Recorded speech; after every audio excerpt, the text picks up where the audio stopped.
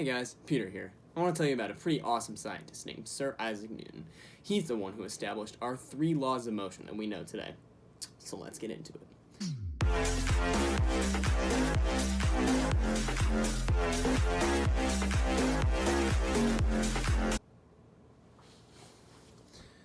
Newton's first law tells us that an object remains in motion or at rest in a straight line until acted upon by an external force.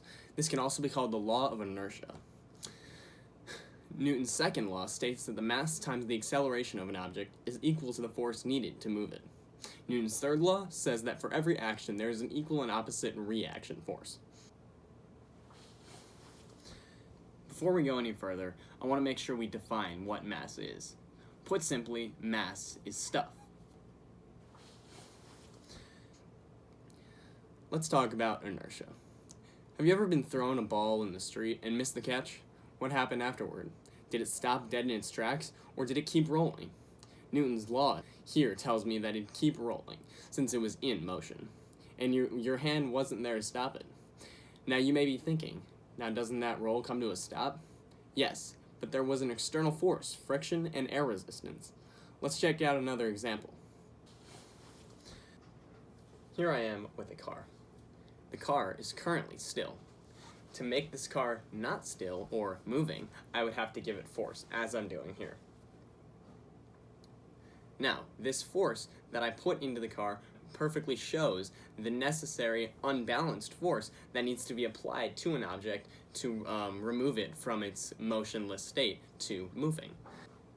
On the contrary, this rolling pencil here needs something to stop it and move it to a motionless state.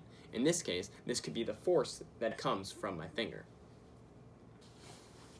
The second law of motion, saying that force is equal to the mass times the acceleration, is what allows us to find the force, mass, or acceleration of an object. With simple math, first we should define acceleration. Acceleration is the change in velocity over time and is standardly measured in meters per second per second.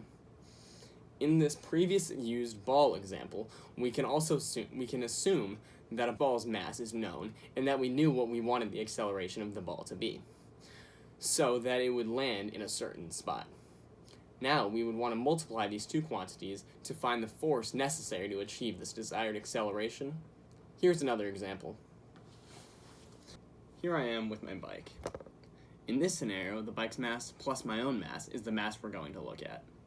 My foot pushing on the pedal and the force of my foot divided by the mass is equal to the acceleration of the bike. In this case, 40 newtons divided by 75.2 kilograms, which is equal to 0.53 meters per second per second.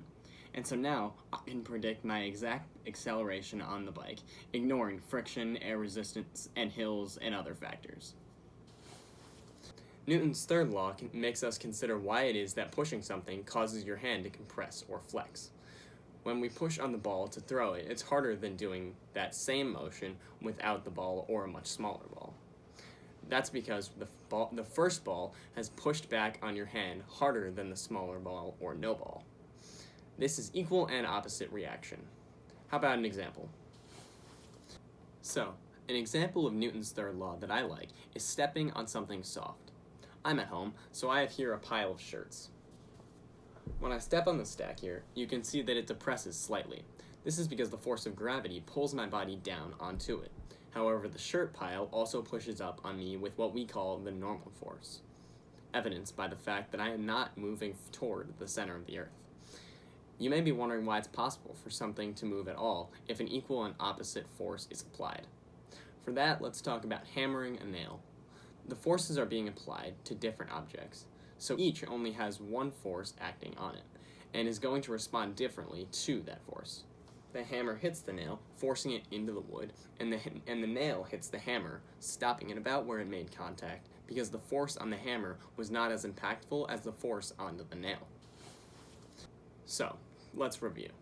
Newton's first law is that an object remains in motion or at rest in a straight line until acted upon by an external and unbalanced force. This is also known as the law of inertia.